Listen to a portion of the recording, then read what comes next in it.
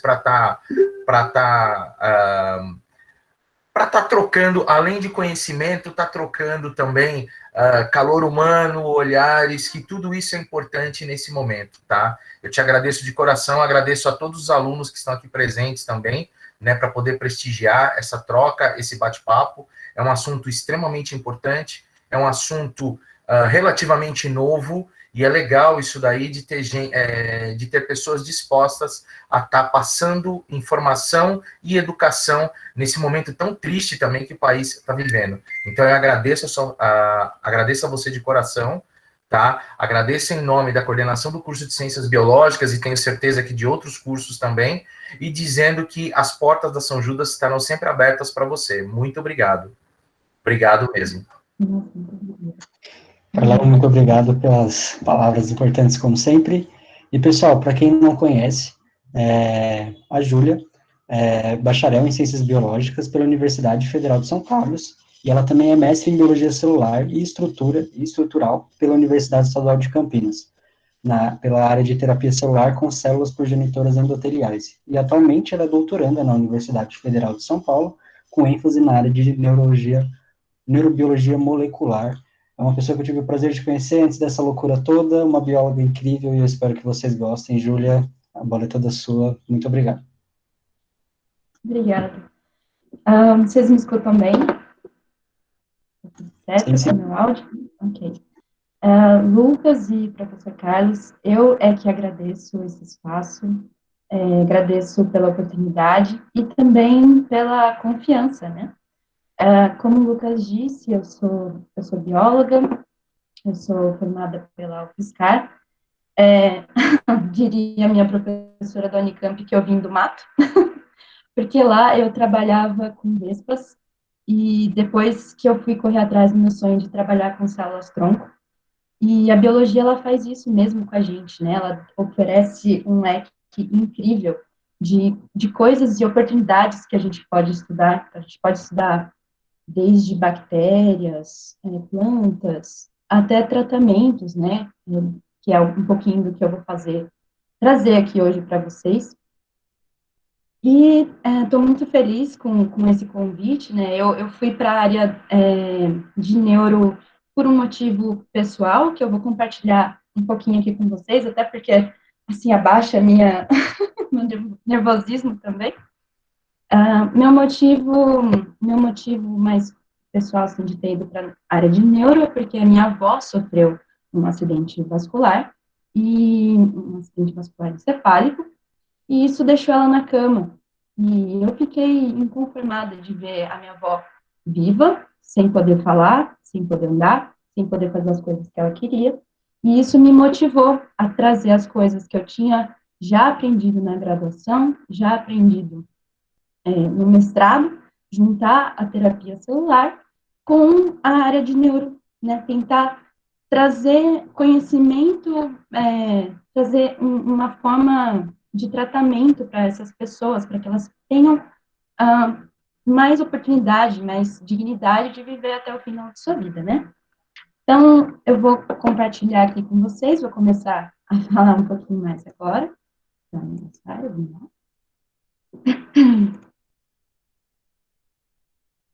Acho que vocês já devem estar vendo.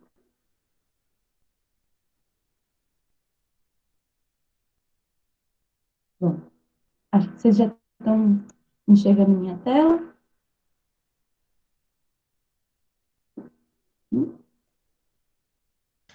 Sim, dá para ver tudo certinho. Sim, já. Então, vou colocar aqui. Bom, então, vou falar um pouquinho sobre as perspectivas de tratamento das doenças neurológicas. Vou dar uma pincelada nessas doenças, porque elas são muitas, né? Então, eu trouxe algumas aqui do que a gente tem mais comum no Brasil, e também das que a gente mais estuda no laboratório. E depois falar um pouquinho de como que são desenvolvidos os tratamentos para essas doenças nos laboratórios, que a gente tem que pensar também que tem empresas, tem a área de farmácia, mas eu queria trazer a área de biologia celular, de terapia gênica, um pouquinho só, porque o meu laboratório, ele pensa mais na área celular, pelo menos é a área que eu estou mais envolvida, né? Tem um pouquinho de molecular ali também, mas eu estou mais envolvida na área de biologia celular. E, como o professor falou, né, não tem como a gente escapar muito desse assunto. Eu trouxe aqui também algumas coisas, alguns assuntos relacionados do sistema nervoso central com a Covid-19, que está assolando aí todo mundo, né? Não tem jeito da gente não falar disso.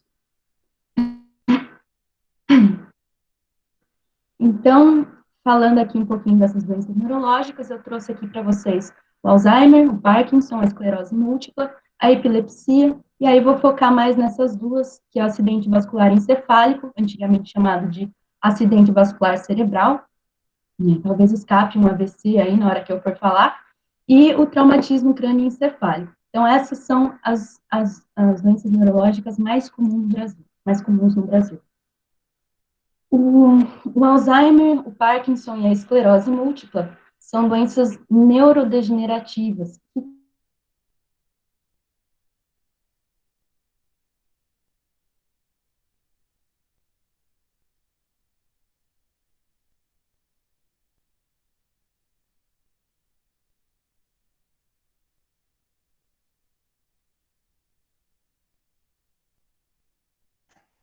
Júlia, você escuta a gente ainda?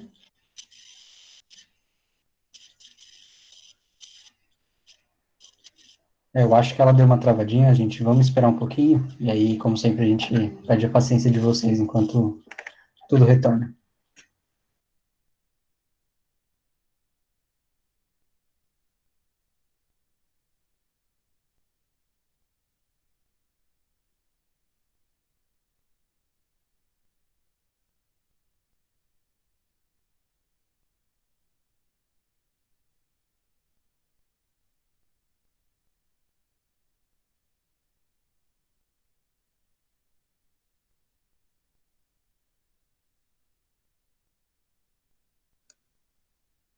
Oi.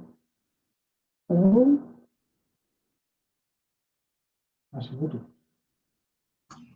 Oi, Júlia, tudo bem? Você escuta a gente? Agora sim. Desculpa. Não, imagina, você travou numa parte da apresentação, você tá tudo certo aí? Consegue voltar? Tá, consigo. Eu só preciso saber onde que eu estava. Você estava começando a falar do que pediu para pedir desculpa se você falasse AVC, soltasse o AVC sem querer. Acho que você ia Ah, começar a ok. falar mais adiante. Tá bom, vamos lá, de novo. Desculpa, pessoal, às vezes a internet aqui cai. Se você achar melhor também, fechar sua câmera enquanto você está apresentando, talvez a internet não pese tanto. Pode ser. Então, eu peço desculpas, então, de desligar minha câmera, mas talvez seja necessário. Não tem problema não. Pronto. Tá aqui. Eu já estava lá na frente, já. Então, aqui. Aqui. Vocês estão vendo minha tela? Tá tudo certo? Sim, tudo certo. Ok. Então, as doenças neurológicas, né? Eu escolhi as que são mais comuns no Brasil, o Alzheimer, o Parkinson, a esclerose múltipla e a epilepsia, e aí o acidente vascular encefálico, ou AVC, né, o acidente vascular cerebral, e o traumatismo crânioencefálico, que são as duas doenças neurológicas que a gente mais estuda no laboratório, são as duas que eu mais estou envolvidas também no meu projeto de doutorado.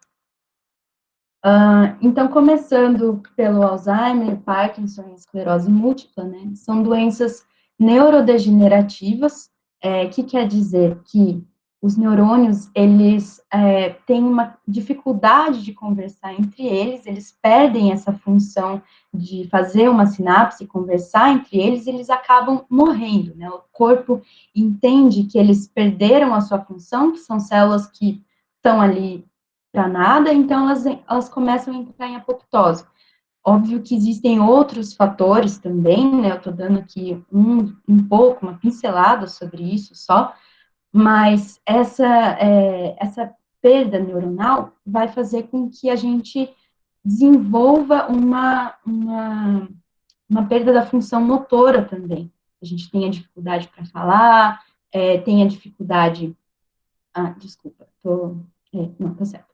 Tem uma dificuldade fina, né, nos movimentos da mão, às vezes a gente tem dificuldades, que nem o Stephen Hawking tinha problemas também, é uma outra doença degenerativa, ele tinha problema para segurar a própria cabeça, o Alzheimer, em que as pessoas têm uma perda de cognição, então tem uma perda mental, da função mental, e aí essas pessoas desenvolvem uma demência, e elas são tidas como doença autoimune, né? Existem outros fatores externos que podem causar essas doenças, mas elas têm tratamento, né? Elas não têm cura, mas elas têm algum tratamento. A epilepsia, ela é uma doença neurológica que pode ter cura, né? Aliás, assim, existem tratamentos e ela pode parar, os eventos de epilepsia podem ser interrompidos ao longo da vida, elas acometem todas as idades, em qualquer fase da vida, a gente está apto, entre aspas, né, a gente está sujeito a desenvolver, a ter crises epiléticas, mas elas acontecem principalmente na fase jovem, em crianças, né, na fase infantil, e também na fase senil. E o que leva a ter essa crise de epilepsia é uma situação de hipóxia, então, algum momento da vida que faltou oxigênio, algum trauma que aconteceu, algum acidente que também pode ter desencadeado uma situação de hipóxia, e às vezes o próprio metabolismo da pessoa faz com que ela tenha essas crises, faz com que ela tenha um desbalanço que leve à descarga elétrica normal dos neurônios. Então, quando uma pessoa tem uma convulsão, que é uma dessas descargas elétricas anormais, se ela tem repetidas vezes, ela é diagnosticada com epilepsia. Mas, como eu falei, né, ela é uma doença neurológica que pode simplesmente parar, tem tratamento, e é um mito quando as pessoas às vezes falam que não tem cura, né, ela pode sim ter cura. Mas são doenças que a gente precisa continuar estudando, que a gente precisa continuar vendo uma forma de tratamento e dar uma forma digna de vida para essas pessoas. Aí, desculpa, nós temos, então, o traumatismo crânioencefálico, que eu falei que é uma das doenças que a gente estuda no nosso laboratório. O traumatismo crânioencefálico, ele acontece quando tem uma ruptura da pele e do crânio, e às vezes uma retirada do tecido nervoso, e isso é um dos grandes motivos que acarreta, né, um alto índice de mortalidade. As pessoas se acidentam, às vezes acidentes domésticos, acidentes com carro, com moto, faz com que essas pessoas tenham esse traumatismo crânioencefálico e levem sequelas para o resto da vida quando não morrem. E 50% desses casos de traumatismo crânioencefálico acontecem com pessoas que estão entre 20 a 49 anos, que é a fase que a pessoa está mais ativa. Então, ela estava começando a trabalhar, ou ela ainda está numa fase muito ágil da vida dela, né, em rendimento, e às vezes as sequelas que elas têm impedem elas de continuar uma vida normal, às vezes elas têm que ficar no resto da vida numa cama, sendo cuidada por algumas pessoas, né, e isso acarreta toda uma crise socioeconômica para a família, né, e, consequentemente, para o país também. Então, a gente tem sempre que pensar em como tratar em como desenvolver um tratamento para essas pessoas, alternativas de tratamento. Aqui eu coloquei que ela tem uma lesão primária e secundária, justamente porque num primeiro momento da lesão, do traumatismo, existe toda uma fase inflamatória, um monte de moléculas que vão tentar resolver aquela situação, mas existe também um extravasamento de sangue que vai aumentar a lesão, ela não fica mais só naquela região naquela região pontual do traumatismo, né, mas ela consegue se expandir, E essa primeira fase é a primeira fase de tentativa de cicatrização, né? O cérebro está ali, as células estão ali tentando resolver aquela questão, minimizar ao máximo, restringir aquele foco apenas, né? E depois vem uma lesão secundária, que é o remodelamento tecidual. Então, é retirar todas aquelas células que estavam ali, morrendo, fazer uma limpeza. E quando esse balanço entre cicatrização e remodelamento tecidual não acontece de uma forma adequada, a gente tem o agravamento dessas sequelas. Então, a gente tem algumas fases para estudar o traumatismo crânioencefálico, né? A fase aguda e depois a fase crônica.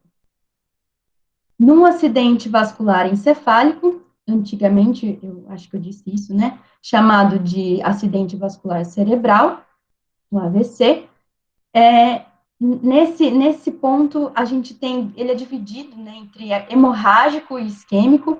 No hemorrágico, deixa eu pegar minha setinha aqui, opa.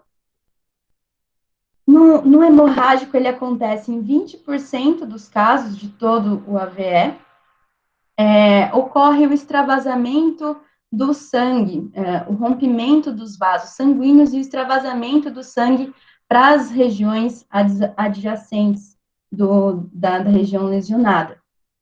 E aí, mesmo caso do traumatismo craniano, uma grande região vai ser lesionada, e é por isso que o AVE hemorrágico é o mais perigoso, né, o que tem um alto índice de mortalidade também. Aqui. E várias pessoas, existe um grupo de risco para quem tem o acidente vascular encefálico, então, diabéticos, fumantes, pessoas com obesidade, hipertensos também, essas pessoas do grupo de risco, elas já têm o vaso sanguíneo inflamado, então aqui já tem todo um contexto de plaquetas, leucócitos, tá? Tem um monte de célula aqui passando também, às vezes por causa da hipertensão, então esse acúmulo de células, às vezes o vaso sanguíneo não comporta e ele se rompe, e é aí que a gente tem o AVE hemorrágico. Já o AVE isquêmico, essa veia ou essa artéria, ela não se rompe, mas ela forma como se fosse um êmbolo, ela entope, um trombo, né, seria. E aí, esse tecido aqui, que está em cinza, ele para de receber todo o fluxo sanguíneo, para de receber oxigênio, o aporte de nutrientes também é interrompido, e lentamente essa região vai morrendo. O isquêmico é uma doença menor, mais pontual, não menos grave do que o hemorrágico, né, mas muitas das pessoas conseguem sobreviver. 80% dos casos de AVE é isquêmico, né, então as pessoas acabam ficando com sequelas, e como eu falei da minha avó, acabam, às vezes, não mexem mais metade do corpo, não conseguem comer, não conseguem falar, precisam de pessoas ajudando a continuar o resto da vida delas, né? E a única terapia que tem disponível é a trombólise, que ela vai tentar dissolver esse trombo que formou aqui, né? Ela vai tentar resolver isso aqui, como se ela fosse desentupir mesmo. A ideia parece ótima, porém, esse remédio ele precisa ser administrado dentro das primeiras 4 horas. E muitas vezes as pessoas não percebem que estão tendo um AVE. Elas passam dessas 4 horas, né? Às vezes elas acham que elas estão só com uma dor de cabeça, não percebem, estão sozinhas, às vezes não percebem que não estão falando direito, né? Então, esse remédio acaba não sendo eficiente por causa disso, e também porque como ele tenta afinar um pouco esse sangue, né, dissolver, ele pode acabar destruindo esses vasos. E aí, destruindo esses vasos, a gente volta para o AVE hemorrágico, e a pessoa pode entrar em óbito. Então, pensando nisso, né, pensando que quase não existem tratamentos para essas doenças, né, essas duas doenças, o traumatismo e o AVE, a gente tenta sempre no laboratório desenvolver algum tratamento, estudar melhor de uma forma que essas pessoas possam ter alguma qualidade de vida. E aí eu trouxe para vocês, então, o que a gente tem feito no nosso laboratório. É óbvio que existem muitas outras coisas, né? Existem muitos outros tratamentos também sendo desenvolvidos, mas eu quis trazer para vocês especificamente o que a gente faz no Laboratório de Neurobiologia Molecular. Então, primeiramente, a gente tem os estudos de base. A Lina, que deve estar me assistindo aqui, ela deve estar reconhecendo essa imagem, porque é do trabalho dela, da tese de doutorado dela. Não se preocupem, eu não vou destrinchar essa foto, ela é um pouco complicada, mas eu queria que vocês soubessem o que são estudos de base. A pesquisa de base, né? Então, sempre que a gente precisa saber o que acontece numa lesão, o que está acontecendo numa lesão, a gente precisa também saber o que está acontecendo num tecido saudável. E aí a gente faz essa comparação. E quando a gente faz um levantamento de tudo que está acontecendo, das vias de sinalizações, das proteínas que estão sendo ativadas ou inativadas, se está tendo diferenciação celular, se está tendo morte celular, qual cascata de sinalização que está sendo ativada, quando a gente faz esse levantamento, a gente está fazendo um estudo de base. E aí, nós biólogos somos excelentes nisso, tá, gente? Só queria dizer isso para vocês. Então, é necessário que a gente conheça todos os mecanismos moleculares de um tecido saudável e de um tecido lesionado. Aqui, nesse trabalho, a Lina está estudando uma intercomunicação, um crosstalk, entre algumas vias de sinalização. Então, aqui a gente tem uma via de sinalização que vai mostrar o diferenciamento celular. Então, será que essa via aqui está interferindo nessa? Será que as proteínas que estão envolvidas nessa via de sinalização podem interferir na via de diferenciação? Então, é isso que ela está estudando e vendo o que é todo o panorama que acontece num tecido quando ele está lesionado. Eu vou fazer um estudo, assim que possível, assim que essa pandemia acabar, eu vou fazer um estudo de cicatriz glial. É um estudo de base também, só que eu vou, diferente da Lina, eu não vou estudar vias de sinalização, eu vou desenvolver uma plataforma. Para isso, eu precisei de um outro estudo de base, também de uma outra pesquisa de base, que me disse toda a composição de uma cicatriz, todas as células que estão compostas, que compõem uma cicatriz, todas as proteínas que estão envolvidas, para, a partir disso, poder desenvolver uma plataforma que é uma pesquisa de base também, porque outras pessoas vão poder utilizar, ao invés da gente ficar sacrificando camundongo, a gente pode usar essa plataforma para fazer análise de migração celular, ver se algumas células conseguem transpor essa cicatriz, o que está sendo expresso aqui que ela não consegue transpor. Ela consegue também fazer estudo de drogas. Então, é uma pesquisa mais, entre aspas, simples, mas que dá suporte para que a gente possa pensar num tratamento, né? Que é isso a pauta dessa palestra, né?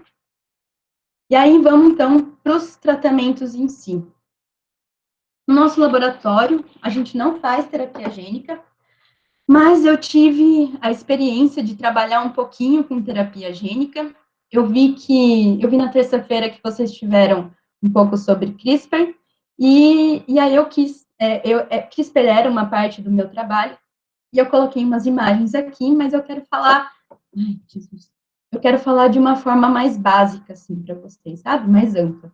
O que significa fazer terapia gênica, né? A gente tem uma alteração da expressão gênica para ter um melhoramento genético. A gente usa um DNA recombinante, que é colocar ou tirar coisas desse DNA, né? Modificar esse DNA, e de forma que ele passe a superexpressar, tirar completamente ou diminuir a expressão de um gene para, nas fases seguintes, que a gente tenha mais ou menos de uma proteína. E às vezes aqui é uma imagem do que o CRISPR faz, mas eu queria dizer assim que às vezes a gente pode deletar genes, às vezes a gente pode inserir um gene que não existia. Nós também podemos estimular a produção, a expressão de um gene, a produção, consequentemente, de uma proteína, ou inibir também. Opa, inibir aqui e expressar aqui. E aí, com isso, a gente consegue também formular uma terapia. O meu projeto tinha como uma dos objetivos superexpressar uma proteína de adesão. Por quê? Eu trabalhei no meu mestrado e estava trabalhando no meu doutorado com uma célula chamada célula progenitora endotelial. Ela tem a capacidade de formar novos vasos sanguíneos. E quando a gente pensa num AVC, num AVC isquêmico, a gente pensa que recuperar os vasos sanguíneos é de suma importância. Então, eu ia mobilizar a saída dessas células que residem no interior da medula óssea, elas sairiam para a circulação periférica e teriam que chegar, elas, naturalmente, isso já acontece, né, elas saem realmente, vão para a circulação e chegam no local da lesão, onde essas células endoteliais estão ativas, elas estão expressando já essa molécula de adesão, só que eu queria aumentar a expressão dessa molécula aqui de adesão para fazer com que essas células aqui que chegassem realmente parassem. Porque se a gente pensar num paciente que tem hipertensão, que tem a pressão bem alta, esse sangue está passando aqui muito rápido. Além do mais, tem uma lesão acontecendo. Então, tem plaqueta, tem leucócito, tem um monte de elemento aqui nessa região que poderia atrapalhar essas células de aderirem nessa região. Então, eu ia superexpressar uma proteína de adesão nas células progenitoras endoteliais e também aumentar a expressão nas células endoteliais dessa lesão, fazendo, então, com que aumentasse, né, possivelmente aumentasse a chance dessas células se aderirem e realmente entrassem aqui na região da lesão e criassem novos vasos sanguíneos. Então, a terapia gênica, ela traz isso, né, uma modulação modular, né, a expressão de alguns genes para aumentar ou diminuir a expressão de alguma proteína do seu interesse, visando melhorar aquela situação, aquela doença. E aí já dei uma pinceladinha para vocês na terapia celular, né, com células-tronco, mas eu queria pontuar aqui, eu não sei como que o nível que está todo mundo, então eu só queria trazer um pouquinho de informação do que são células-tronco, né? A gente tem as células-tronco embrionárias, que são as células pluripotentes, que significa? A gente tem aqui o estágio zigoto, né? Depois, quando ele se desenvolve em blastocisto, nesse estágio a gente consegue obter as células-tronco embrionárias. Elas são pluripotentes porque elas conseguem dar origem a todas as células do nosso corpo. Aqui eu coloquei alguns exemplos só, mas ela consegue dar origem a todas as células do nosso corpo. Já as células tronco adultas, elas são multipotentes. Então, se elas estão em um determinado órgão, por exemplo, na medula óssea, nesse ambiente aqui, elas só conseguem dar origem a novas células sanguíneas. No cérebro, a gente tem as células tronco neurais, que são células tronco adultas também. Elas só conseguem dar origem a novas células do sistema nervoso. Então, por isso que elas são chamadas de multipotentes. E aí, por último, a gente tem também, mais recente, peraí, agora sim. Aí, por último, a gente tem as células pluripotentes, as células tronco pluripotentes induzidas, do inglês aqui, né, Induced Pluripotent Stem Cells. O que são essas células? A gente retira células somáticas de um tecido qualquer, por exemplo, uma pele, a pele humana. Essas células, elas já chegaram no seu estágio máximo, elas não vão mais se diferenciar.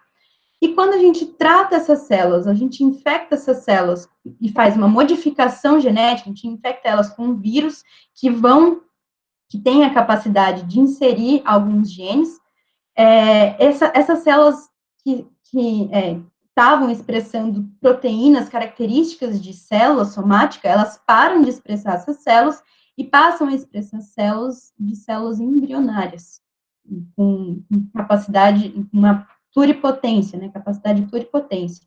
E aí, essas células, sim, vão dar origem, novamente, a qualquer célula do nosso corpo. Isso é muito legal, porque a gente consegue tirar células do próprio paciente, né, tratá-las em laboratório e fazer um tratamento, né, ou também no nosso laboratório, a gente não precisa ficar extraindo células de animais, né, a gente já pode fazer o experimento já com células de humanos.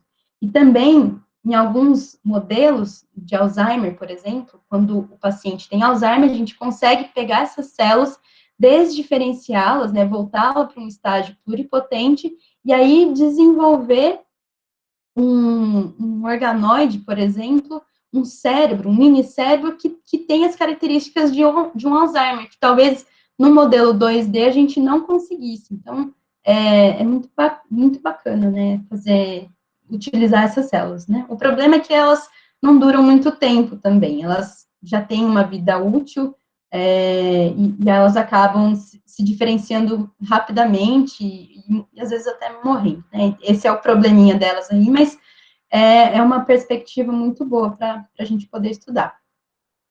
No laboratório, eu estou trabalhando com uma desdiferenciação de célula adulta em célula-tronco, que é muito parecido com o que eu falei das células pluripotentes induzidas, só que a gente não faz nenhuma modificação genética nela. Há pouco tempo se descobriu que os astrócitos, quando eles são lesionados, eles passam por um estágio de reatividade, eles mudam a expressão das proteínas que um astrócito comum iria produzir, e eles passam a expressar proteínas típicas de células tronconeurais. E quando nós cultivamos essas células num meio de cultura específico, essas células acabam formando neuroesferas, que também são, quando a gente faz só a extração de célula tronconeural, a gente extrai realmente a célula tronconeural, a gente sabe que a gente está trabalhando com uma célula tronconeural, não só por causa dos marcadores, mas porque ela tem a capacidade de formar essas neuroesferas. E aí aqui, essa imagem que eu tirei, né, é uma imagem de imunofluorescência, a gente mostra aqui a formação das neuroesferas a partir dos astrócitos que eu lesionei. Eu fiz uma lesão na placa, quando ela estava bem confluente, e aí cultivei esses astrócitos reativos num meio de cultura específico para células-tronco, e as neuroesferas foram formadas. E aí, essas neuroesferas, quando colocadas em um tecido, ou quando colocadas em um meio de cultura adequado, elas são capazes de se diferenciar não mais só em astrócito, né, que era o que a gente tinha aqui no começo, mas também em neurônios e oligodendrócitos. E quando a gente pensa em neurônio, para repovoar aquela região que foi perdida num trauma ou num AVC, isso é um mecanismo muito interessante, né, uma potente, uma potencial terapia celular que a gente pode investir também. E aí, aqui eu queria mostrar para vocês, na minha neuroesfera, é uma neuroesfera que eu estava cultivando, eu fiz uma marcação, e aqui em vermelho, na verdade está em rosa porque está em sobreposição com as células em azuis, todas as células são marcadas, o núcleo de todas as células é marcado em azul, esse corante aqui ele tem uma afinidade com o DNA, então ele marca todas as células, e aí o SOX2 é uma proteína específica, um fator nuclear específico de célula-tronco neural, então ele está no núcleo também, e a gente vê em rosa aqui porque a gente vê que várias dessas células, algumas ainda não se desdiferenciaram, mas várias dessas células já estão no estágio de célula-tronco neural. E não só isso, mas a gente está vendo também que essas células estão se desenvolvendo em neurônios. Aqui em verde, a gente vê o prolongamento do corpo celular e os prolongamentos no neurônio. Aqui em outro e tal, né? Essas células, então, não somente essas células adultas, né, os astrócitos adultos, eles não somente são capazes de se desdiferenciar em uma célula tronco neural, mas são capazes de formar novos neurônios. E aí, isso para uma terapia é super interessante. E aí vocês me perguntam, né, assim, onde ficam essas células, né?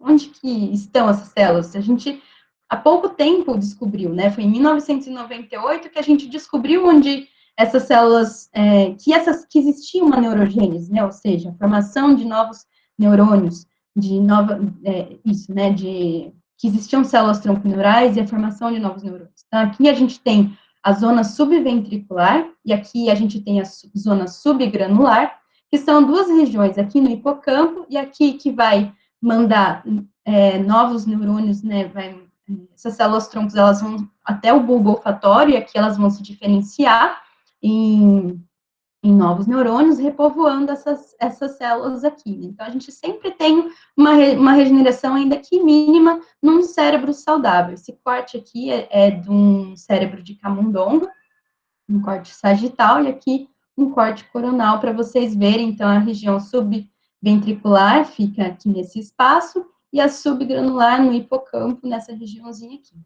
E a Maiara, do nosso laboratório, ela mostrou num trabalho dela, aqui, ó, essa imagem aqui, se refere a essa região aqui, ó, que a gente vê o ventrículo lateral, que é essa estrutura aqui.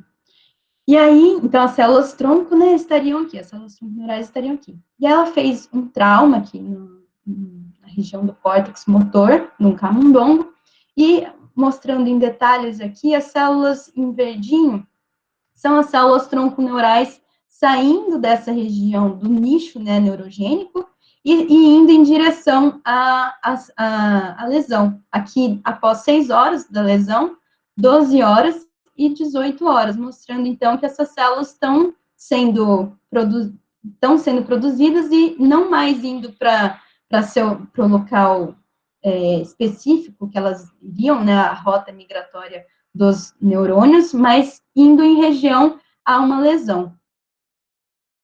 E vocês vão ficar curiosos, talvez, pensando, ué, mas por que a gente não é capaz de se curar, né, de um AVC ou de um trauma? Por que a gente não se recupera totalmente? Voltando aqui à cicatriz glial, né, existe todo um contexto, toda uma malha de proteínas e uma barreira de células que impede a chegada dessas células-tronco neuronais até o local da lesão. São poucas as células que realmente conseguem se infiltrar e se diferenciar em neurônios repovoando essa região. Então, pensando nisso, a gente faz um transplante no laboratório, é um modelo 2D, né, que é bastante convencional, mas que tem bastante sucesso também. É uma das coisas, um dos objetivos do meu trabalho, é fazer um transplante dessas células-tronco neurais. Então, a gente extrai as células-tronco, ou também a gente pode fazer aquele modelo de desdiferenciação dos astrócitos, cultiva essas células-tronco neurais e injeta, transplanta no local da lesão. A gente pode transplantar tanto no local da lesão, quanto naquela zona subventricular, e esperar que os neurônios possam migrar e resolver toda essa região aqui, né? Se a gente coloca aqui, faz o transplante aqui, a chance de resolução é um pouco melhorada, né? Apesar de que muitas células acabam morrendo também, mas a gente consegue uma resolução melhor desse trauma, porque a gente tem um repovoamento, uma reconstituição dessa população neuronal. E aí, pensando numa cultura 3D, eu quis trazer isso para vocês, porque é muito interessante. A gente não faz no nosso laboratório ainda, porque eu tenho essa ideia de trazer isso para o laboratório, mas eu quis trazer isso porque eu acho muito interessante. Eu não sei se todo mundo já escutou falar dos minicérebros. Eles foram descobertos, por acaso, pela Madeleine Lancaster. Eu preciso contar a história dela, porque faz com que nós, pesquisadores, tenhamos alguma uma chance, assim, uma vontade de continuar trabalhando, mesmo quando as coisas parecem que estão dando tudo errado, né? Então, a Madeleine Lancaster, ela estava tentando fazer um tipo de cultura, ela estava num experimento, e as células dela não estavam indo, elas não saíam do estágio de esferoide, ela queria que essas células se desenvolvessem em rosetas, eu não lembro o nome agora especificamente, mas estava dando tudo errado no trabalho dela, mas ela chegou para o professor e falou assim, olha, tem estruturas muito interessantes nessas esferas, e eu não queria jogar o trabalho fora, eu queria continuar cultivando isso para ver no que isso vai dar. Já tinha se passado 11 dias que ela estava cultivando essas células. O orientador dela, na Áustria, na época, hoje ela é professora de Cambridge, ele confiou nela e deixou que ela continuasse a cultura, e quando ela viu, quando ela fez um corte e corou essas estruturas, ela viu que existiam estruturas muito específicas de um cérebro de camundongo, ou de humano, né, de mamífero, no caso, que existiam ventrículos e até a formação de retina, que é muito característico do sistema nervoso central. E aí ela tinha percebido que ela tinha formado um organoide, né? Ela chamou de minicérebro depois, mas hoje, formalmente, ele é chamado de organoide cerebral. Então, ela continuou, ela estabeleceu esse protocolo, e aí, depois de 15 dias depois de 15 dias ela colocou no bioreator, e 22 dias após do bioreator, ela viu que existia toda uma configuração de células, né, a citoarquitetura dessa estrutura aqui, ela era muito compatível com um cérebro de mamífero, de um mamífero adulto. E aí, mamífero adulto não, desculpa, em uma fase de desenvolvimento. Então, existia aqui os neurônios na parte mais externa e as células tronco-neurais numa parte mais interna, justamente o que acontece quando a gente corta um tecido de um camundongo ou de um humano, que seja, né? E aí, aquele protocolo sendo estabelecido, então, um outro grupo de pesquisadores cultivou esses organoides cerebrais e resolveu implantar esse organoide numa lesão. Eles fizeram uma raspagem, né, fizeram uma pequena lesão traumática aqui no córtex motor de um camundongo e colocaram esse organoide, inseriram, né, esse organoide no cérebro. Ela está em verde aqui porque essas células do organoide eram modificadas geneticamente para expressar uma proteína verde fluorescente para facilitar a visualização no microscópio. E aí, 10 dias depois, eles viram que já existia, o organoide já estava se fundindo, né, se mesclando com o tecido do animal hospedeiro, já existia a formação de alguns vasos. Aqui, depois de 20 dias, a gente vê, e não somente a formação, deixa eu mostrar aqui para vocês, não somente a formação de vasos, mas esses vasos estavam funcionais. Olha só, que interessante. Aqui eles injetam um corante, né, e aí eles vêm passando esse corante fluorescente, em verdinho o organoide, e o vaso sanguíneo formado e funcional passando do organoide, do animal hospedeiro para o organoide. Aqui. E não apenas isso, também não apenas a formação dos vasos, mas eles viram também uma atividade da rede neuronal. Eles fizeram uma marcação dos canais de cálcio e conseguiram, não sei se a gente vai conseguir ver esse aqui na minha plataforma. Aqui, olha só. E em branco, toda vez que pisca essa imagem, são os neurônios se comunicando, né? Tendo uma comunicação entre eles. Então, os neurônios, o organoide, ele tinha células, ele possibilitou o desenvolvimento de células vasculares e também a ligação da rede neural desenvolvimento de neurônios desse organoide e conexão com a rede neural já do camundongo. Então, se fosse pensar num trauma, a gente conseguiria facilmente repor toda aquela constituição, aquela massa, né, que foi perdida com a lesão. Então, isso é uma possível terapia, assim, uma terapia muito interessante que eu não consegui não trazer aqui para vocês. Outra coisa muito interessante também, que foi desenvolvida no nosso laboratório, é a utilização de materiais como delivery de fármacos ou proteínas também, né? Às vezes a lesão, ela não é muito gigantesca, do tipo que precise de um organoide inteiro, né? O organoide, ele pode ter até 4 milímetros, mais ou menos. Então, às vezes, o que a gente precisa é estimular que aquelas células troncos saiam do ventrículo lateral, daquela regiãozinha aqui do nicho neurogênico, e chegue simplesmente ao local que está lesionado. E aí foi pensando nisso que a Laura, que é uma pós-doc hoje do laboratório, ela fez um implante de nanopartículas, ela desenvolveu nanopartículas e carregou essas partículas com uma proteína chamada fator derivado de estroma, que tem uma capacidade de quimioatração, ou seja, ela consegue atrair para o local da lesão as células tronco neurais que estão aqui no nicho neurogênico. Aqui a gente tem a imagem, aqui são as células, aqui são apenas os núcleos, né, do tecido, aqui as células que estão em proliferação, e em verde são as células tronco neurais, de fato, e aqui a gente tem uma sobreposição dessas imagens. Nessa imagem aqui, foi só feita a lesão, então eles observaram que existe, a gente já tinha mostrado isso anteriormente, né, a migração, a saída das células tronco neurais em direção à lesão, mas olha o que acontece quando ela coloca as nanopartículas, né, o número dessas células tronco neurais aumenta drasticamente, e isso para um tratamento é extremamente interessante.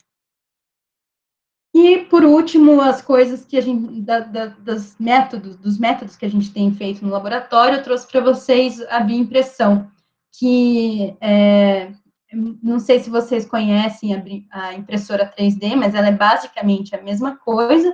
Ela traz uma maior complexidade, né, do que os modelos 2D. Então, lembrando do organoide, né, a gente tem uma comunicação celular, uma exploração espacial, né, muito, muito melhor com os modelos 3D, e a bioimpressora 3D seria, no caso, um pouco melhor do que o organoide, porque ela consegue organizar do jeito que você quiser. Então, essa impressora que a gente tem no nosso laboratório, ela é acoplada a um computador, a gente programa o que você quiser desenhar, ela vai desenhar para você. Aqui fica o êmbolo, né, uma seringa com uma biotinta, um biomaterial que não pode ser tóxico para as células, a gente mistura essas células nesse biomaterial, e aqui tem a agulha, então, e conforme a gente vai apertando esse êmbolo, que também é programado no computador, toda a velocidade da extrusão, e a gente vai fazendo um desenho, então, e com isso a gente consegue mimetizar tecidos inteiros ou parciais, tem algumas pessoas fazendo pedaços de coração, que eu vi por aí, eu já vi também uma orelha inteira sendo desenhada, sendo impressa, e a gente consegue, com isso, também minimizar a utilização de vidas dos camundongos ou de cobaias, que sejam, e para fazer um teste de drogas, né, para fazer um screening de fármacos que a gente possa utilizar, possa testar vias de sinalização, possa testar migração, e a gente pode também transplantar, assim como aquele organoide foi transplantado, a gente pode também fazer um transplante, e esse é o objetivo do meu trabalho de doutorado, que é desenvolver um biocurativo, né? Utilizar células-tronco, e construir um material, um biocurativo que eu vou colocar num camundongo que vai sofrer o trauma. Aqui, então, a extrusora acontecendo, colocando aqui o material, ele está bem líquido nesse momento, depois a gente tem que gelificar isso, fazer um crosslink, pode ser químico, pode ser térmico também, e aí a gente consegue fazer, então, esse biocurativo, né, ou também, isso daqui também é uma plataforma para a gente estudar todas essas coisas aqui que eu falei, transplante, teste de drogas, e até também entregar biomoléculas como o material da Laura, as nanopartículas, entregar algumas moléculas naquela região e estimular a migração das células ou a regeneração daquele tecido. E aqui, trazendo o meu trabalho para vocês, né, então, eu vou misturar aquelas células progenitoras endoteliais, lá no começo, que tem a capacidade de formar vasos sanguíneos, e as neuroesferas, que são aquelas células tronco-neurais, misturando essas duas células com um material, que vai ser composto, no caso, de fibrinogênio, gelatina e gelatina metacrilada, gente coloca naquele bico injetor da impressora e ela vai imprimindo, então, e fazendo toda uma estrutura, deixando com que o material fique bem homogêneo, né? Então, aqui em vermelho a gente vai ter as células progenitoras endoteliais, e em toda a parte em amarelo as neurisferas. E aí a gente faz o cross-linking desse material, a gente faz o cross-linking desse material para reticular e deixar ele um pouco mais rígido, né, mais sólido, e aí eu posso, então, transplantar esse material no cérebro do camundongo. Ai, gente, desculpa, não sei o que está acontecendo. Então, aqui a gente tem as neurisferas, ó, que foi uma das coisas iniciais que eu fiz. Eu ainda não me imprimi com essas células, as células tronconeurais, mas eu já coloquei as neurisferas, misturei elas com o material e já me imprimir e vou ver como é que acontece, como que essas células se comportam no material, se elas gostam, se elas conseguem migrar, porque isso é importante também, né? O material não pode estar reticulado de tal forma que as células não consigam migrar e chegar no tecido hospedeiro. É mais ou menos isso. E aí, por último, então, falando um pouquinho, desligar esse mouse, falando um pouquinho da COVID, da relação dela com o sistema nervoso central, eu acredito que muitos de vocês já tenham ouvido alguns relatos, né, mas eu trouxe aqui um caso de meningite, em que o vírus, o SARS-CoV-2, ele foi encontrado no líquido cefalorraquidiano de um jovem de 24 anos na China.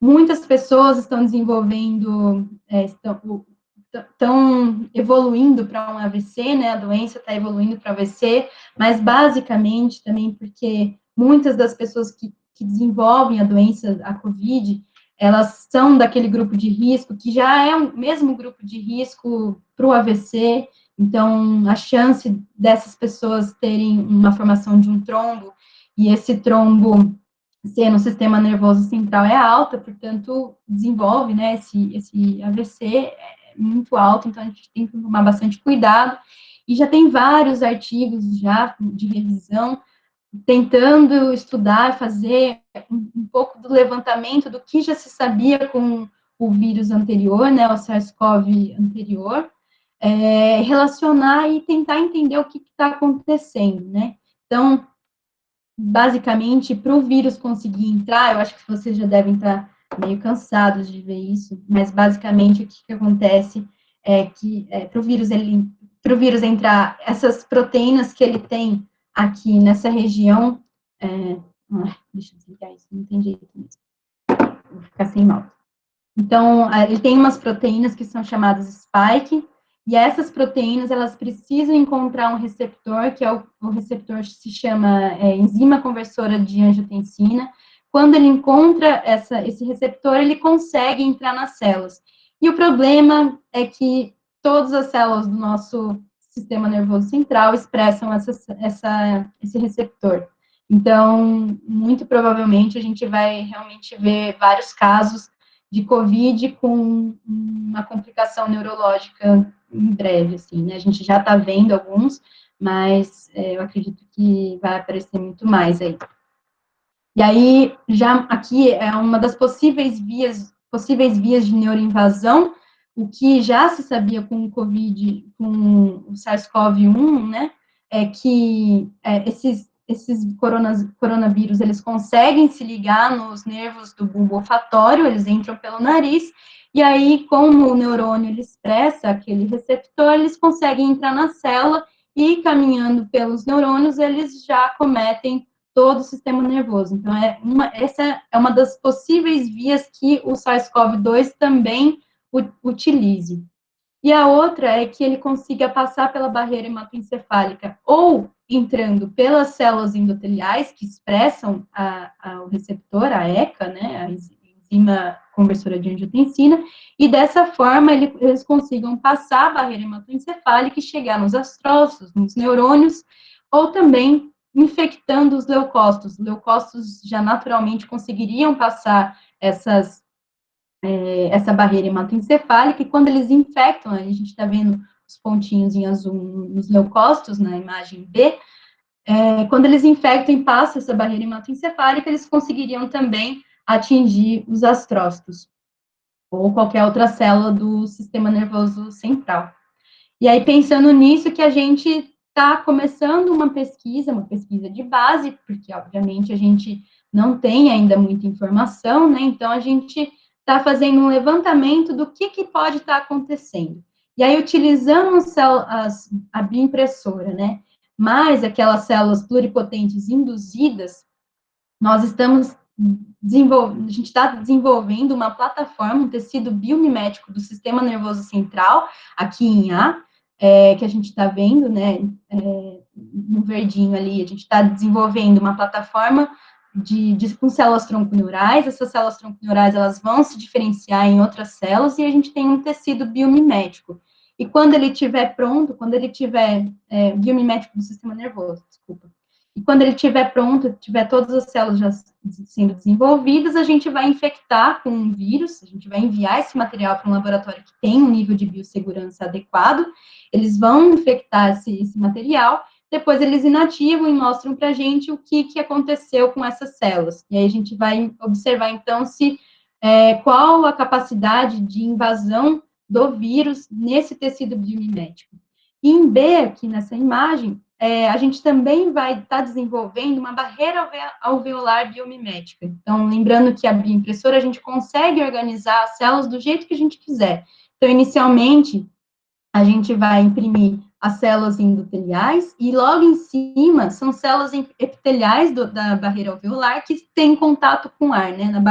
No alvéolo pulmonar, eles têm contato com ar, e eles têm contato com vaso sanguíneo, que são essas células endoteliais. E as células do vaso sanguíneo, por sua vez, têm contato com o sangue, que é esse rosinha aqui, que a gente está imitando, né? O nosso meio de cultura, na verdade. E aí a gente vai infectar essas células, assim que essa barreira alveolar estiver pronta, a gente vai infectar com o SARS-CoV e vai observar, analisar nesse líquido aqui de baixo, em rosinha, a gente vai analisar se o vírus consegue realmente passar essa barreira, ele consegue passar as células epiteliais, as células endoteliais e cair na circulação sanguínea.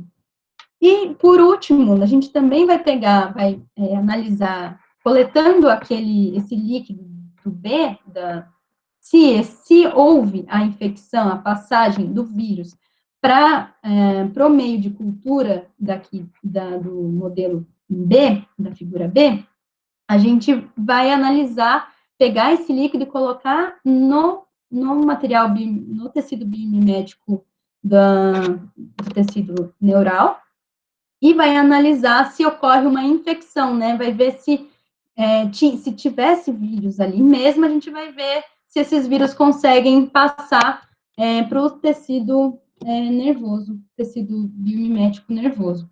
É basicamente isso, é um pouco complexo mesmo, mas é mais ou menos isso que eu queria falar para vocês. Não é isso. Bom, e aí, por último, eu sei que eu já falei bastante, mas era bastante coisa para falar para vocês. Eu só queria deixar, assim, uma mensagem final que levem a sério essa doença. Ela não é brincadeira. Cuidem-se e cuidem dos seus também. E queria passar a mensagem também para os biólogos, né, que estão aqui presentes, biólogos em formação, que cuidem da instituição de ensino. A gente tem todos esses tratamentos que eu falei para vocês, estão sendo desenvolvidos em universidades das mais diversas, dos mais diversos lugares do Brasil. A maioria que eu falei aqui está sendo desenvolvido no nosso laboratório, e isso só é possível quando a gente tem verba. Então, lutem pela manutenção do ensino público, lutem pela manutenção das pesquisas nas universidades, façam valer a pena, sabe? A gente, como biólogo, a gente tem uma profissão incrível, nós somos responsáveis não só por essas pesquisas que eu falei, mas também pelo meio ambiente. Façam valer a pena esse diploma maravilhoso que vocês têm ou terão na mão. E é isso, pessoal, aqui eu fico à disposição para qualquer dúvida. Só queria apresentar um pouquinho do meu grupo. A Marimélia Porcionato é minha professora, minha orientadora. E aqui é Maiara, a Elisa, a Bruna, a Priscila, a Maria Isabel, e a Thaís e a Lina. que me ajudam não só no trabalho, mas também com suporte emocional, porque não é muito fácil. Se não der tempo, vocês podem me mandar e-mail, fiquem à vontade, eu vou ficar muito feliz de responder e agradeço novamente a oportunidade de falar aqui com vocês. Isso. Júlia, muito, muito obrigado mesmo. Foi uma apresentação ótima. Eu sei que você estava nervosa para falar, mas deu tudo certo. A Elisa também está mandando os parabéns aí, pessoal. Obrigada. Eu, ouvindo você falar assim, eu fiquei muito feliz e deu uma baita saudade de ir pro laboratório, porque eu também estava no comecinho e saudades realmente de poder participar e ter o contato com o pessoal, encher o saco do pessoal fazendo pergunta, né? Enquanto isso, eu vou fazer algumas perguntinhas aqui para você, que a gente tem no chat. E aí, pessoal, só para daqui a pouquinho, eu vou esperar um pouco, então por volta das 6h40, 6h45, eu libero o link para o certificado para vocês, beleza? Eu vou começar com a primeira pergunta da Gabi. Ela perguntou se no caso da hipóxia, para além da epilepsia, no caso do episódio acontecer num bebê, pode ocorrer atraso no neurodesenvolvimento? E normalmente uma pessoa que tem um quadro epilético tende a desenvolver a doença ou geralmente são casos isolados por conta desses possíveis traumas? Bom, peraí, da hipóxia primeiro, né? Sim, quando existe a Maiara, nosso laboratório, ela está estudando hipóxia neonatal, e sim, quando acontece uma hipóxia nessa fase, o indivíduo tende a ter doenças progressivas lá na frente, né? É possível, sim. Mas, às vezes, é um caso muito isolado e existe toda uma plasticidade neuronal que a gente viu com a neurogênese, mas em muitos casos, sim, pode levar a um agravamento, aí eu não consigo dizer exatamente no que, porque vai depender na área, pode ser cognição, pode ser motora. E qual que era a outra pergunta? Só um minutinho que eu vou pegar aqui também, de novo, porque toda vez o chat fecha quando eu abro o microfone. A segunda parte, se normalmente uma pessoa que tem um quadro epilético, ela tende a desenvolver a doença ou geralmente são casos isolados por conta dos possíveis traumas? Bom, um trauma, ele pode, sim, desencadear uma convulsão, né, e a pessoa pode só na hora ali ter uma convulsão, mas esse quadro, se ele se repetir, a pessoa é diagnosticada com epilepsia, e aí isso pode se agravar também, né, esse quadro, ele pode ser agravado, mas existem tratamentos para poder controlar isso, na verdade, existem o que eu estava estudando, porque não é minha área, mas o que eu estava estudando é que existe um conjunto de tratamentos para pessoas que têm um quadro crônico já de epilepsia. Acho que é isso que me responde, talvez. Acredito que seja isso também. Então, vou partir para a próxima. A próxima também foi dela. Ela perguntou se você sabe se existe alguma pesquisa que envolva CRISPR para diminuir a expressão da proteína TAU e beta-amiloides como tratamento de Alzheimer. Muito interessante. Eu não conheço, porque, de novo, né, não é Alzheimer, Parkinson, epilepsia, não é muito a minha área, mas tinha uma menina estudando no laboratório essas proteínas. Eu não sei falar se chegou no nível molecular, né, de edição gênica, mas eu acredito que é uma ferramenta bem interessante de explorar, sabe? Desculpa, eu não consigo responder essa pergunta, mas acredito que sim, que é bastante válido. Bem, tudo bem. Então, continuando, a gente teve o pessoal aqui também deixando suas emoções sobre a imunofluorescência, porque as fotos realmente ficaram muito boas. A Carolina Purcell, que se não me engano é sua amiga também, ela perguntou em que passo está a parte translacional de transferência de organoides em humanos. Interessante isso também. Bom, tem toda uma questão ética aí também, né? Porque muitos dos organoides até o momento eram de células tronco embrionárias e há pouco tempo que eles começaram a ser utilizados, começou a utilizar as células pluripotente induzidas, mas ainda está muito longe de se testar em humanos.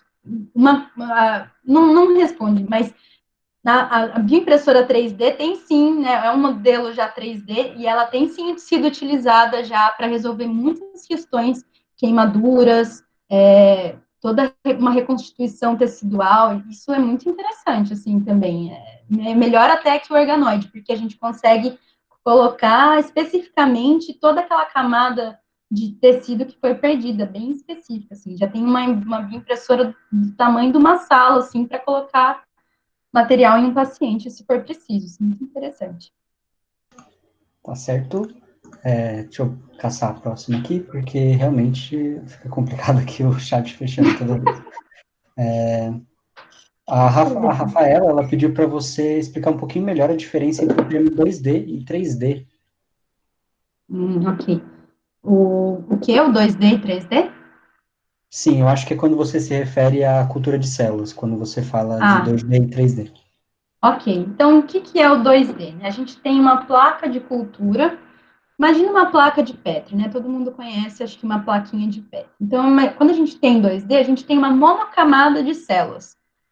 Daí, o que é o tratamento, né? O transplante no modo 2D que eu falei, né? Foi só para exemplificar, na verdade. Mas a gente faz uma cultura ali 2D, depois a gente retira essas células, elas só tiveram o plano horizontal ali para se conversar, e depois a gente tira essas células e transplanta. Quando a gente tem no plano, no eixo, mais de um eixo, né, quando a gente tem o 3D, essas células, elas estavam interagindo entre elas e passando fatores e várias outras comunicações, não só no 2D, se a gente pensar que uma célula produziu uma proteína aqui, até chegar na proteína mais externa, é um super passo, né? É meio complicado. Quando a gente tem um esferoide, por exemplo, a comunicação dessas células é melhor.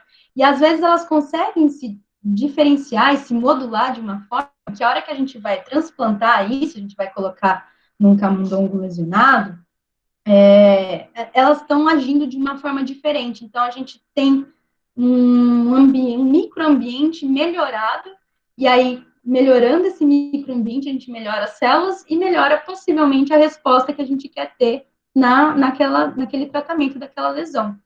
Entendeu? Bem, acho que deu para entender. Sim, a Rafa confirmou aqui.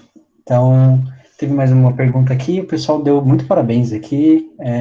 Todo mundo Obrigada. falando da palestra, que deu tudo certo. A Bruna se Desculpa, manifestou com Mulheres na Ciência aqui, como sempre. A Jéssica perguntou se existe algum tratamento que evite os estágios mais severos do Alzheimer. É possível estabilizar o comprometimento cognitivo? Então, tem um pessoal no laboratório trabalhando com isso. Na verdade, não é nem no laboratório, mas é um laboratório vizinho, né? Que você sabe ali que a gente tem 3 laboratórios agindo no mesmo espaço. Mas tem um pessoal estudando o princípio ativo da maconha, né? Então, é uma terapia bastante poderosa aí, né? É bastante promissora e que visa diminuir o estresse motor ali que existe todo no panorama ali do Alzheimer, né? Então, eles estão desenvolvendo isso para tentar funcionar como uma terapia. Desenvolver um fármaco, talvez, né, não sei se nem fármaco, mas desenvolver uma possível uma forma de tratamento, vai. Não quero entrar muito no tema aí, porque eu não sei se eu vou errar o termo. Mas é uma terapia interessante também, essa dos fatores ativos da maconha. Bem, do chat foram algumas perguntas. Pessoal, sintam-se à vontade para fazer mais perguntas, se alguém quiser. Eu vou deixar a minha aqui e eu queria perguntar no sentido mais amplo da coisa, saindo um pouquinho disso e até uma opinião sua. Olhando os estudos que a gente tem e na forma que eles estão seguindo agora, quando você chutaria, assim, algo bem por cima mesmo, de que a gente pode contar que a gente vai ter tratamentos sendo usados em larga escala para doenças neurodegenerativas? Neurodegenerativas. Olha, tudo vai depender do quanto de investimento a gente tem na pesquisa. Porque tem bastante coisa sendo feita lá fora também, né? Mas aqui também a gente tem que valorizar tudo que a gente faz, tudo que nossa pesquisa traz, mas eu acredito que conforme as coisas que vêm acontecendo no país, com essa retirada de apoio financeiro, né, essa retirada de verba, a desestruturação dos pesquisadores, financeiramente também, a gente está tudo bem ruim mentalmente também, todo mundo muito cansado, ganhando mal, sendo mal falado pela mídia muitas vezes, né? Tem muita mídia, não quero falar mídia, mas tem muita gente falando mal da gente. Eu acredito que demore um pouquinho, mas eu acho que se a gente quebrar esses preconceitos também de poder trabalhar com princípio ativo de uma planta que é extremamente estigmatizada, né, que é a maconha, eu acho que quando a gente começar a quebrar esses preconceitos, a gente vai desenvolver muito mais rápido, sabe? Um tratamento aí. Eu acredito que. Mas eu não consigo te dizer em anos, assim, porque um tratamento de terapia celular demora, nossa, não sei, 10 anos, talvez, 15, mais até. Não sei nem se chega num ano, sabe? Eu sei que fica nos camundongos ali, mas não sei quando que chega, assim. Depende da vontade de se querer resolver aquela situação e do tanto que você investe. Sim, sim, foi uma pergunta um tanto quanto ingrata mesmo. A gente joga assim porque realmente a gente gostaria que fosse o quanto antes possível, Exato. mas, enfim, paciência. Deixa eu ver se tem mais alguma pergunta aqui. A Gabi, novamente. No caso da sua pesquisa, se não falha a memória dela, poderia explicar de novo sobre a plataforma que seria utilizada para cicatrização? Ela não entendeu muito bem o funcionamento. Entendi. Então, é assim, né? O que eu quero desenvolver? Até o momento, existem já algumas plataformas que simulem uma cicatriz in vitro. Mas, a partir de uma das pesquisas que eu estava fazendo, uma dessas pesquisas de base, e eu fico reforçando que tem muita gente que fala que pesquisa de base é coisa ruim, que o negócio tem que ser tratamento, desenvolvimento de terapia e tal, mas a partir de uma dessas pesquisas, eu percebi que todos os modelos que estavam sendo realizados estavam errados, porque essa pesquisa me trouxe a informação de que o tecido da cicatriz ele fica mais macio. Toda vez que a gente tem uma cicatriz na pele, a gente vê que o tecido fica mais rígido, né, mais fibroso. E isso não acontece no sistema nervoso central. É totalmente o contrário, é uma singularidade do sistema nervoso central, tem uma cicatriz mais macia. E aí, com isso, eu quis desenvolver essa plataforma com um gradiente de dureza, né? Então, um tecido saudável teria uma rigidez típica e a região da cicatriz teria uma outra rigidez característica dela ali também, uma propriedade mecânica específica. E aí, por que eu quis desenvolver esse modelo, né? A partir desses modelos in vitro que a gente tem, a partir dessas modelagens, a gente consegue estudar a aplicação de fármacos, a gente consegue fazer testes de migração, por exemplo. Então, se eu colocar a célula aqui num tecido saudável, e aqui está a região da minha cicatriz. Será que essas células conseguem transpor? Se eu colocar uma proteína aqui, assim, será que ela consegue chegar? Será que essa célula tronco neural ela vai conseguir chegar e se diferenciar? Então, as pessoas conseguem pensar mil outras coisas, né? Então, essa é a minha ideia. Assim que tudo isso acabar, eu tenho uma parceria lá com a Universidade da Califórnia, em San Diego, e o professor abriu as portas para mim, para eu poder desenvolver essa ideia, porque é uma ideia interessante, né? A gente desenvolver um tecido in vitro que parece, que se assemelha muito, parece muito um tecido em vivo. E aí, a partir disso, a gente não precisa mais de cobaias, né? Ou não precisa tanto mais de cobaias. A gente pode fazer os estudos ali, naquele modelo. Isso. Tá certo. Que bom. A Gabi falando das dúvidas dela. Legal. Então, do chat foi basicamente isso. Então, para encerrar, já que a gente não. Se o pessoal quiser se manifestar com mais alguma pergunta de última hora, eu quero deixar a última. E eu queria que, como você tocou bastante no assunto, eu queria que você falasse um pouquinho dessa relação da biologia, até diretamente, com as pesquisas de base, porque a gente acaba vivendo num momento político, de certa forma, onde o cenário é voltado especificamente para estudos que sejam de aplicação direta, né, digamos assim, de tecnologia pronta, e falta o entendimento de que essas pesquisas de base são importantes para a gente entender como as coisas funcionam de fato, e eu queria que você falasse um pouquinho disso, porque você é uma pessoa que é bióloga, passou por diversas universidades, e acho que você pode falar um pouquinho melhor do que eu.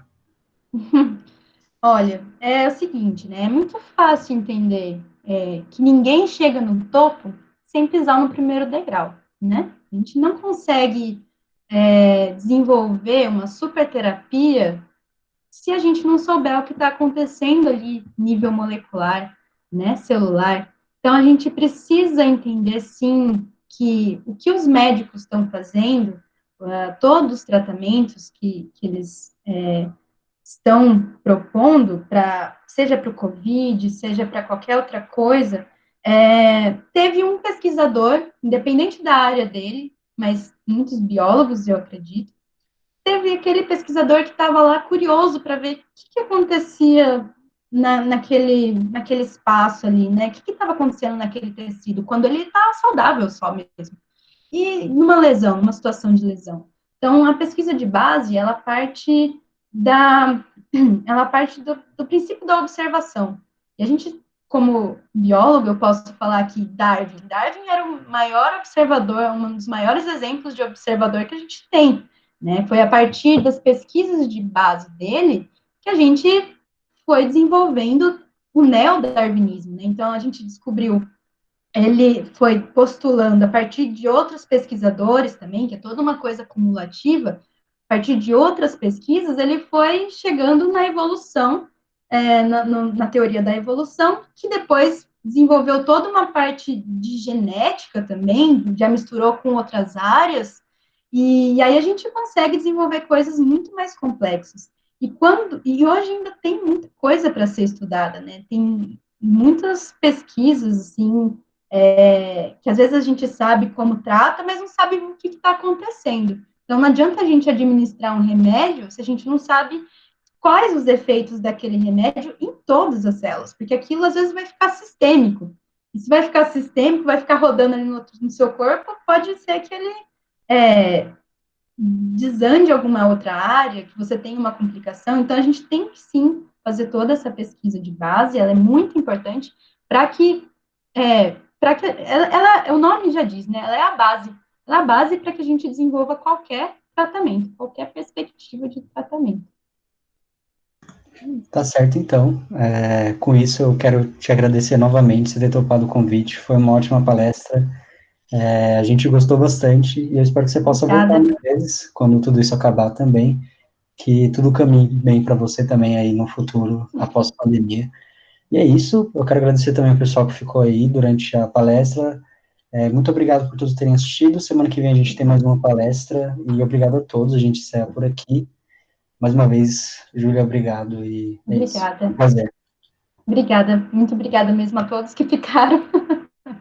E obrigada, Lucas, de novo pelo espaço. Obrigada a toda a Liga de Biologia da Universidade de São Judas. Agradeço muito o espaço, a confiança. Espero estar em breve de novo com vocês, num ambiente mais próximo, mais físico. É isso. Obrigado, pessoal. Até a próxima.